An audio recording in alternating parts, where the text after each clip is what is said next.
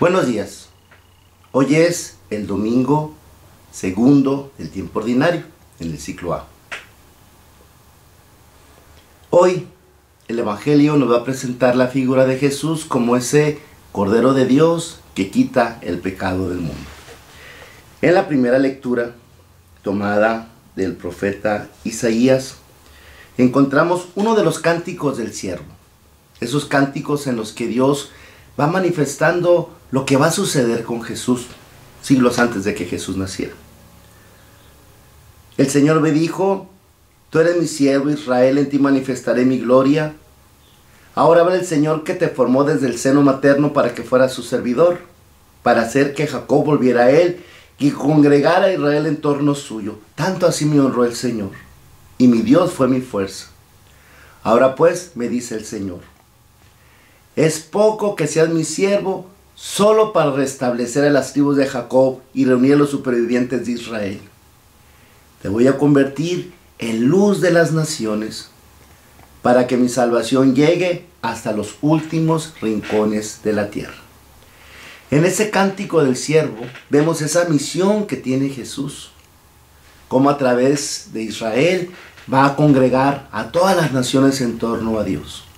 El Salmo 39, unido pues en esta línea, nos dice: aquí estoy, Señor, para hacer tu voluntad. Esa palabra, esa disposición con la que Jesús viene al mundo.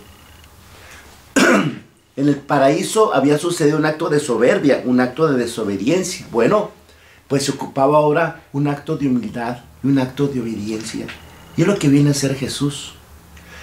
Pudo haber venido como un dragón, pudo haber venido como un gigante, pudo haber venido con una fuerza así, que solo volteara a ver algo, un castillo lo desbaratara, pudo haber traído todo el poder del universo. Y se nos presenta como el humilde Cordero de Dios, que se entrega al sacrificio para pagar los pecados del mundo. Sublimidad, sublimidad, sublimidad. Qué excelsa es la humildad.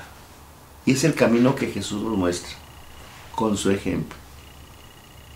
Se presenta como ese siervo que viene a unir a las naciones, pero se presenta desde la disponibilidad, desde la unidad.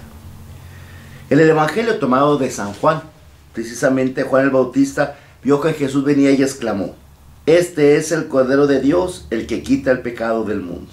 Y da testimonio de lo que vio en el bautismo, cómo vio el Espíritu Santo bajar sobre él. Jesús viene a quitar el pecado del mundo. Y si yo te preguntara, ¿qué es el pecado? Cuando a veces en la misa les pregunto a la gente cosas muy sencillas, a veces las respuestas como que no están claras. Hay cosas que decimos diario, pero cuando nos preguntan qué es, en realidad no sabemos bien. Para ti, hermano que escuchas esto, ¿qué es el pecado? ¿Tú cómo lo definirías? En las misas la gente me empieza a decir las cosas malas, lo malo que hacemos, las ofensas hacia Dios. Y entre todos se va armando una idea muy bonita, porque hay un sentido común muy bonito de los fieles. Y pues sí, pecado básicamente es un acto de desobediencia contra la voluntad expresa de Dios. Dios nos ha dicho, es nuestro legislador. El problema en el paraíso fue precisamente ese árbol del bien y del mal, que representa la autonomía moral. Decirle a Dios: no me digas, yo sé que está bien. Y no es cierto. El hombre necesita que le marquen la línea, porque somos muy convenencieros, porque nos acomodamos las cosas mucho a nuestra manera, a nuestro modo, a nuestras ganancias. Por eso es importante entender que el pecado pues es un acto de desobediencia contra la voluntad de Dios. Es un acto de desorden. Dios hizo el mundo en un sentido tan hermoso de orden. Cada cosa entra en su tiempo. Es como una hermosa sinfonía. Actualmente hay muchas desafinadas en esa orquesta por lo que mismo el hombre está haciendo. Ese calentamiento global que ha alterado tantas cosas en este maravilloso equilibrio del mundo. Fíjense cómo es Dios. Los hidrocarburos los enterró allá hasta el fondo. Y ahí está el hombre escarbando para sacarlos y aventarlos a la atmósfera. y todo lo que estamos provocando. El orden de Dios es tan hermoso y si lo supiéramos respetar, eso sería el paraíso. Dios nos dejó una tabla básica, rápida, como muchos aparatos traen una, como la saben que la gente no va a leer las instrucciones, pues le dan una tablita rápida con 10, 4, 5 cositas. También Dios pues nos quiso poner una tabla rápida así de cómo funciona el aparato ese que se llama ser humano, y son los 10 mandamientos, ¿verdad? Son 10 cosas básicas para que el ser humano funcione. Antiguamente en el catecismo se nos decían, los 10 mandamientos se dividen en Dios, los 3 primeros miran a la gloria de Dios, los otros 7 a la relación con el prójimo. Pues sí, esos 3 primeros mandamientos: amarás a Dios sobre todas las cosas, no jurarás en nombre de Dios en vano, santificarás las fiestas, miran hacia la gloria de Dios. Miran hacia la relación que nosotros debemos tener con Dios, amándolo, respetándolo y celebrándolo. 3 cosas: amar a Dios, respetar a Dios, celebrar con Dios. Los otros 7, pues es la relación con el prójimo. Empezando por los padres, amarás a tus padres. Empezando por el respeto a la vida, no solo a la vida ajena, sino la propia. El 5.º mandamiento no solamente es que no asesines, sino que cuides tu salud, que te cheques con el médico, que camines cuando menos media hora. Eso va también contra el 5.º mandamiento. Fumar, tomar, desvelarse a lo tonto, va contra el 5.º mandamiento. Manejar imprudentemente en la carretera, va contra el 5.º mandamiento. 6.º mandamiento, que habla sobre la sexualidad. Antiguamente nos decían, no fornicarás, y decíamos, ¿y eso qué es, profe? De todo modo no lo hagan. No nos lo explicaban, ¿verdad? Bueno, pues ese ahora que dicen, no harás cosas impuras, viene el aspecto del cuidado de la sexualidad, que es un aspecto tan importante en la vida. Ahí entraría pues la castidad, entraría el no ver pornografía, entraría la no masturbación, entrarían muchas cosas de orden y cuidado y respeto en nuestra vida afectivo-sexual, que es complicada, que no es fácil de manejar, que muchas veces ocupamos la ayuda del confesor en cosas muy concretas, como por ejemplo en la masturbación, que es una situación humana que se presenta en algunas etapas de la vida muy frecuentes. Ahí ocupamos muchas veces la ayuda y el consejo del confesor para saber cómo manejar esto. El respeto que se merece la pareja en la fidelidad, todas esas cosas entran aquí en ese 6.º mandamiento. En el 7.º mandamiento pues entra lo que es el respeto a la propiedad ajena, a las cosas. Las cosas reclaman a su dueño. Las cosas tienen a alguien que trabajó por ellas y que tiene el derecho de cuidarlas y de usufructarlas, de usar de ellas. Y qué triste en una época como actual en que es tan fácil robar, quitarle a la pobre gente lo poquito que tiene. Qué triste. Saber respetar las cosas ajenas, no hurtarás. Luego viene el 8.º mandamiento, que habla sobre el aspecto del respeto a la fama de los demás. Las mentiras, los falsos testimonios, las calumnias, los chismes, los pecados de la boca, dicen por ahí, ¿verdad? El pez por la boca muere y muchos por la boca se van a condenar. Es hasta como un deporte hablar de los demás. Es inevitable que hablemos de los demás. Aquí la situación, lo que hace una situación pecaminosa es la intención con la que hablamos.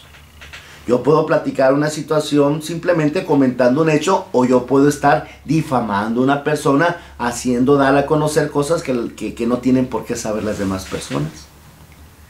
A Sócrates, ¿verdad? Llegó una vez un discípulo que se quemaba por decir algo. ¿Qué me vas a decir? Es que tengo que decirte algo de fulano. A ver, espérate. Lo que me vas a decir es cierto, ¿te consta? Dijo, no, lo escuché por ahí. Segundo, ¿es bueno? No, es algo malo. Tercero, ¿yo puedo hacer algo para que se mejore? No, no creo. Entonces, ¿para qué me lo dices? Si no sabes si es cierto, si no es bueno, y si yo no puedo hacer nada para mejorarlo, ¿para qué me lo cuentas? Uy, tan a gusto que es hablar de los demás. El respeto a la fama de los demás. Algo que mucha gente no le queda claro es que, aunque sea cierto el hecho, aunque sea cierto, aunque me conste, pero si lo estoy platicando con la intención de difamar, se convierte en pecado, aunque sea verdad. Porque hay verdades que hay que decirlas a quien tenemos que decirlas. Primero que nada, a la misma persona, encararla, decirle, si tu hermano hace algo malo, ve y platica con él, primero que nada. O hablarle a alguien que pueda hacer algo para mejorar la situación. Pero hablar por hablar, aunque sea cierto, se convierte en pecado. Se llama pecado de murmuración. Es un pecado. Tan pecado como la calumnia, tan pecado como el chisme. El respeto a la fama de los demás. Los últimos dos mandamientos miran el aspecto de los deseos, de los pensamientos. Uno puede decir, bueno, un pensamiento porque es pecado.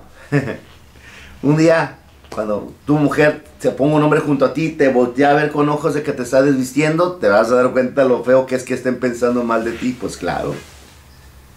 Qué feo cuando alguien juzga tus intenciones, cuando alguien te piensa que estás haciendo algo con otra intención. Da coraje cuando alguien mal juzga tus intenciones. Esos también son pecados, también lastiman, también molestan. Pensar mal de los demás, desear la mujer de tu prójimo y a tu prójimo, o ambicionar sus bienes. Esos pecados del pensamiento y del deseo es la puerta de los demás pecados. No hay ningún pecado que hagamos que primero no lo hayamos pensado, que primero no lo hayamos deseado. Si nosotros controláramos la puerta, que son nuestros pensamientos y nuestros deseos, muchos pecados no los cometeríamos. Todo entra por ahí. Por eso hay dos mandamientos que hablan de los pensamientos y los deseos. Los 10 mandamientos. Qué bueno que les des una repasada, que busques en el catecismo o aquí en internet. Busca 10 mandamientos y le des una leerita para que te actualices. A lo mejor desde el catecismo no los has vuelto a ver. Para no cometer pecados, pues ocupas tener claro qué es el pecado. Yo te invitaría a que reflexionaras un poquito más, que buscaras más información sobre este tema. Sabemos que hay pecados veniales, llamados pecados chiquitos. Hay pecados mortales, los grandotes. Los pecados mortales tienen 3 características. Primero que nada, son plenamente conscientes. Yo sé que lo que voy a hacer está mal. Son queridos. Yo sé que puedo impedirlo y quiero hacerlo. Y tercero, que sea algo verdaderamente grave. Las 3 características de un pecado mortal. Qué bueno que nosotros hiciéramos diario un buen examen de conciencia y que fuéramos detectando de qué manera el pecado está presente en mi vida. El principal problema con los pecados es que no los detectamos. Decimos, yo no tengo pecados. Me pregunto, ¿has faltado a misa? A veces, cada vez es un pecado mortal. A ver, le seguimos. Y seguimos sacando cosas. ¿Has sido grosero con tu esposa, con tus hijos? Pues a veces. Y bueno, hay otro pecado más. Y ahí le vamos sacando la cuenta. Hace falta hacer un buen examen de conciencia. Hay unos formularios, aquí en internet pueden conseguir algunos que nos pueden ayudar a reflexionar en aspectos concretos que a veces no pensamos que son pecados, y sí lo son. A veces nos damos demasiadas libertades en muchos sentidos y todo se nos hace bien. Pero cualquier cosa que te aparte del amor de Dios, cualquier cosa que te haga lastimar a alguien, cualquier cosa que te haga ir contra ti mismo, eso es pecado. Pecado es el desorden. Dios te quiere llevar por un camino ordenado hacia el bien. Y el pecado, a través del desorden, quiere llevarte hacia el mal.